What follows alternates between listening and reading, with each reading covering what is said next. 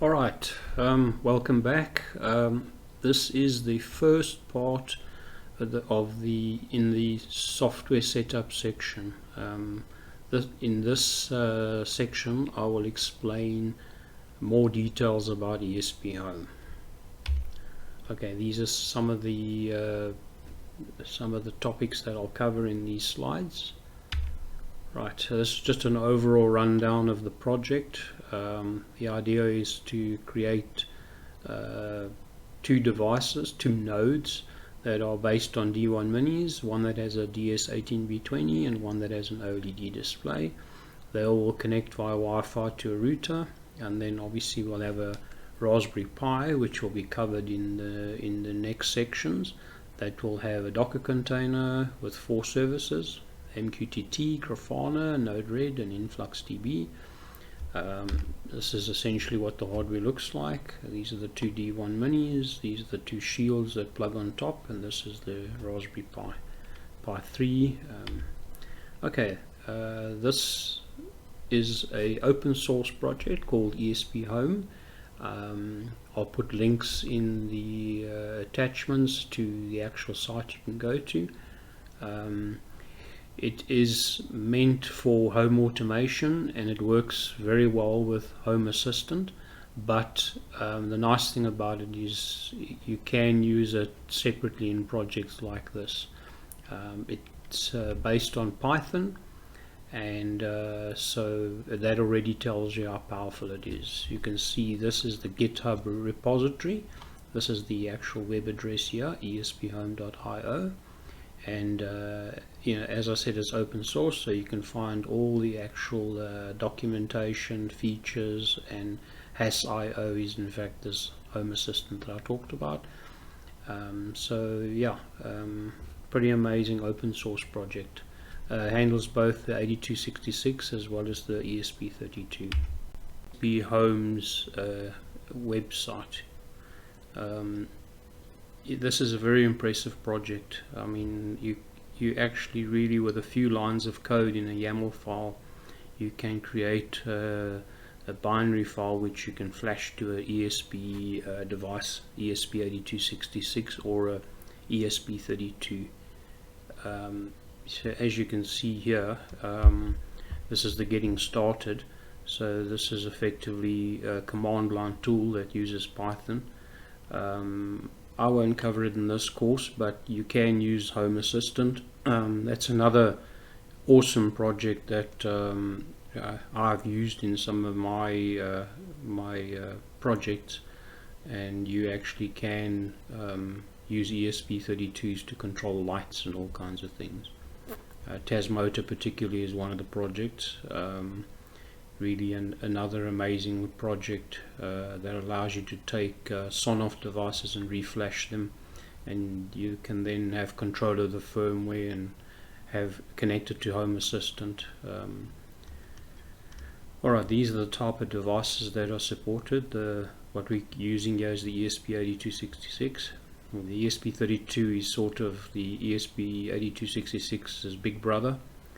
Much more powerful processor, but I think in this course, I wanted to use something like a D1 Mini, with the shield, so that you can actually really get something up and running fast. You know what I mean? So, alright, these are you can see there's a Sonoff basic. You get Sonoff light switches and relay switches and all kinds of devices.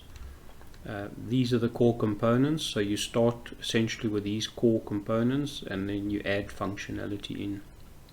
So here's your Wi-Fi, MQTT, which we cover, the ASCII, SPI, UART, which are different protocols. You have over-the-air updates.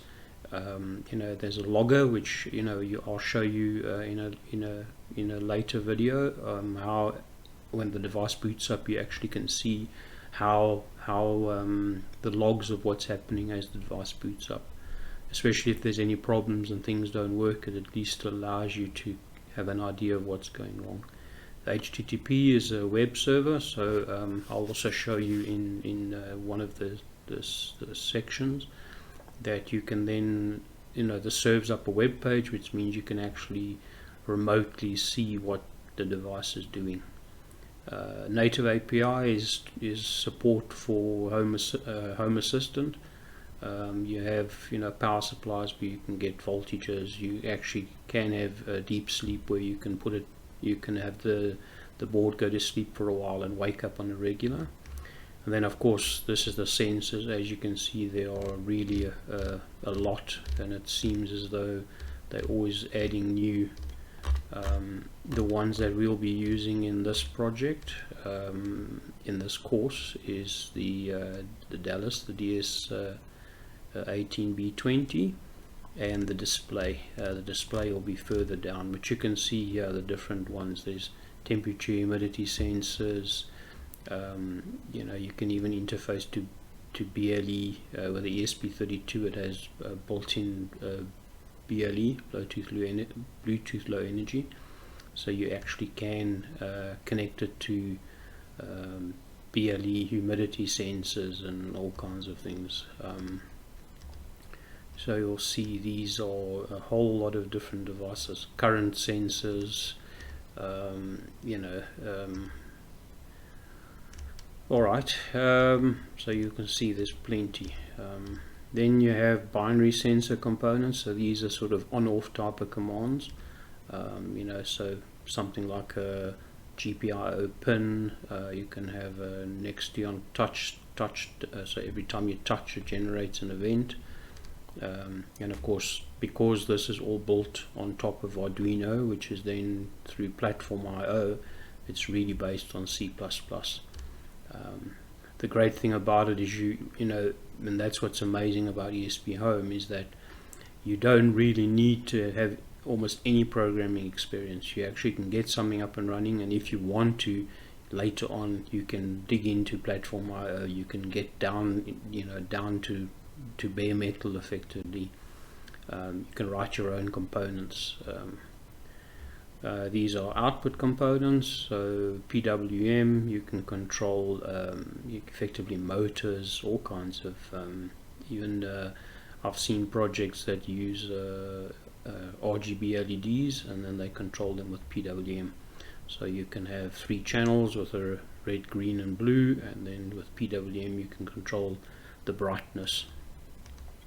This is specifically light components. You can see what I was talking about here, RGB. Yes. Then you have switches. So these are very much the kind of on-off type of thing, or press once or press and hold.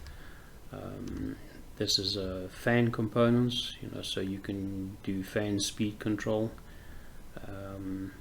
So it's almost your imagination is the only limit. This is the display. As I mentioned, we'll be using the SST1306, the OLED display, but you can use dot matrix displays like this, 7-segment displays, Nextion intelligent displays. This is the SST1351, which is like this OLED, but it's a color one. You have e-paper displays. Even this which is supported in Arduino is the Nokia 5110 display. And then further down you get now where you actually can in each one of these create your own custom components. In the display, the OLED project, part of our project, we use these text sensor components, and so especially this MQTT subscribe, it allows you to subscribe to a topic, and then when that topic when you send something to that topic through the MQTT, you can then hook that across into the display. So as we'll do in our example, you would send the temperature value from the DS18B20, and it would then be sent across through MQTT to the display through this MQTT subscribe. Then again, this is further expansions, climate components, so air conditioning controllers, even infrared remotes, so you can have an infrared sensor and pick up a infrared remote.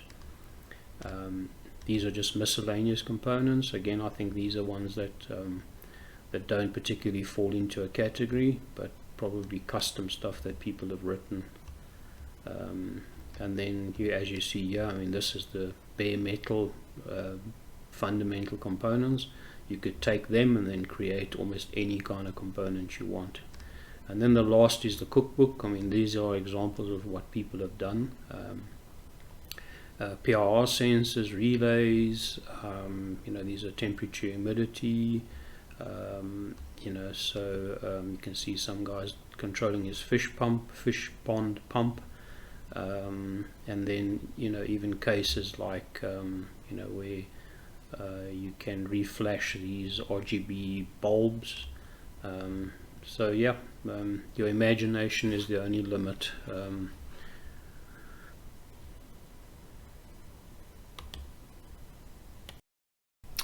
These are really the only the steps you need to follow. You need to install Python.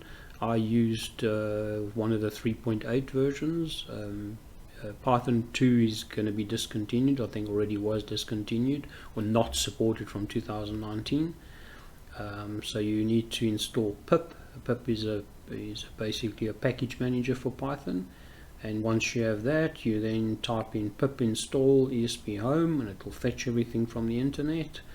Then the great thing about it is that ESP home uses platform IO, and it will install all the requirements for that. Then the next step is you would create a new directory, type in ESP home, the name of the YAML file that you want to use as your configuration file, and with it, it'll ask you a number of questions, 4 questions, and then I'll show you a video in a bit later, and then you run this. You have a number of commands. ESP home either compile, run, or upload. Run does all of it, so it compiles and uploads it, and effectively shows you, like if you have logging enabled, it will show you as the device boots up what it does and if there's any issues. Okay, this is the Python. Once again, this is Python's website. You download the installer, install it. You'll then have a directory, usually called Python 3.8 something, and then this is the file that I used. Then okay, this is now Platform IO, another awesome open source project. It's actually almost a self-standing project. You actually can use Visual Studio code with the Platform IO plugin, and you can actually do very much the type of Arduino environment, so using libraries, and as you can see, it's a staggering project. It supports STM32s, ESPs, FPGA boards. You know, you can see 41 platforms, 23 frame for 924 boards, 222 examples, and 10,000 libraries. So it really is the power of open source, collective, you know, a whole lot of people just getting together and making awesome things happen. This is the Github repository for it. Here, as you can see, once again, all the code is available. This is the Visual Studio plugin, examples, your documentation. So it's actually a rabbit hole that you can go down on its own. But the nice thing, what I'm going to do in this course, is to show you as fast as possible to take a couple of bit of hardware, run this ESP home script, flash it to your devices, and you then really have a workable example, and then you can just build on it from that. This is I'll show you in a video more detail of the ESP's home's website, but this is the sort of the whole idea of the guides. You can see this one here is where they actually show you this pip install ESP home, and that's, you run that command. Obviously you need to be connected to the internet. It'll download all the requirements, install them, and then from then on you just have to issue a command. These are the commands that you can use. Most of them you need to use all the time. The most important ones are the compile, run, clean, which allows you to just delete all the old stuff when you do a new build, and Wizard, which is the one that creates a starter project for you. They are the four different options, or the most important ones. These are the four commands. So you again just type ESP home, the name of the YAML file, Wizard, compile, run, or upload. Okay, what I'm going to do here is show you how to use the Wizard, ESP home Wizard. So you would type ESP home and your test.yaml, and you would type Wizard. Okay, and it will actually ask you 4 questions, right? The first one will be the name of your thing. So you would say light1, and then it would ask you which platform, ESP8266. Okay, it'll ask you which device you're going to use. You can see you have quite a number here, both ESP32s as well as ESP8266 node MCUs. So we, in this case, will use D1 mini, and then it'll ask you for your Wi-Fi credentials, which slave, and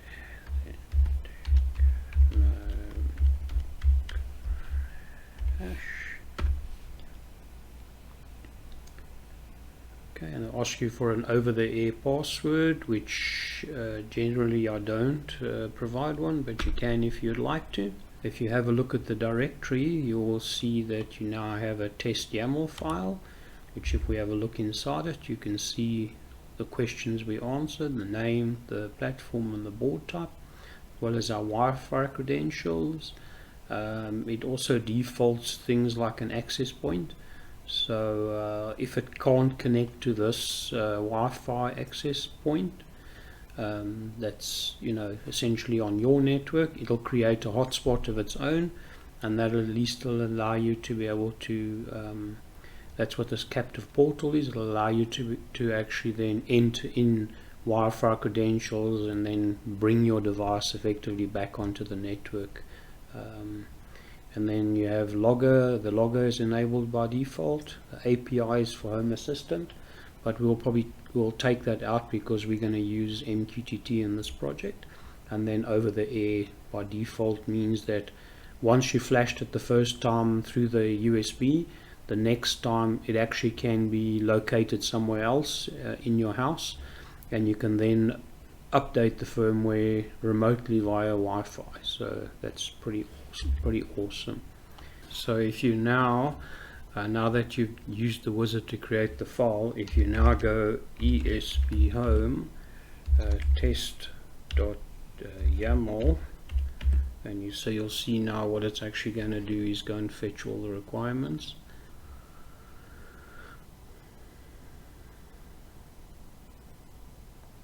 It actually compiles the file, builds all the source at the end of the day, and then you can it'll show you any warnings there in yellow, and then at the end it'll actually show you now how much RAM and how much flash it actually used in the device. If you now go and have a look at the directory, you'll see what's happened now is you actually have a number of new files. So this directory here is the same as what you called it, Light1, and inside here this is used platform IO, so you'll see this is your project file for platform IO, and then you have your source directory. So as I said, the whole ESP home is built on top of platform IO, which is built on top of Arduino. So you have the same C++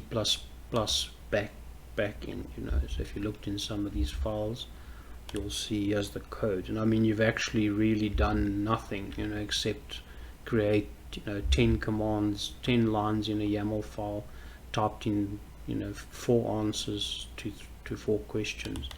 and then inside here you can actually see there's the core that I showed you on the ESP Homes website.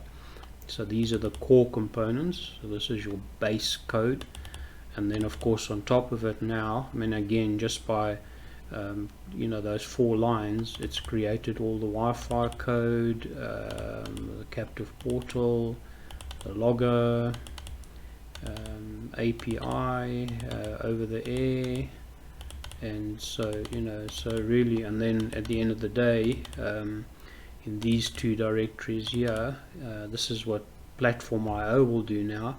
It'll take that source code, and obviously these are the libraries that have now been compiled, the libraries that we saw in the source directory. And at the end of the day, this is the output here, this firmware.bin, firmware.elf. This is the actual file that gets compiled, or that gets downloaded to the ESP8266, and then, you know, okay, this is now, you know, once again the components that are, if you know anything about Arduino, you'll know that Arduino has libraries that you install, and so really pretty amazing stuff. Right, and then this is an example YAML file. I'll show you in the next section where we'll actually now look at the code for the first node, the D1 Mini with the DS18B20. So you can see there, these are, as you saw in the video, where you type the question, you answer the questions of the wizard, and it will put these things in for you. But you're perfectly welcome at any time to change the board, change the platform between the ESP8266 and the 32. And then, you know, each one of these sections, the thing about a YAML file is it really is just a collection of entries. So every time, you know, this is an entry here, this is an entry here, Wi-Fi, then every time you step in, you tab in one, and you know, all of these are then fall under a subcategory of Wi-Fi. And then obviously if you step in again, this is a subcategory of manual IP, and then this is another sub-step as well. So all of these are related to the Wi-Fi. Okay, the next section I'll tackle the D1 Mini with the temperature sensor.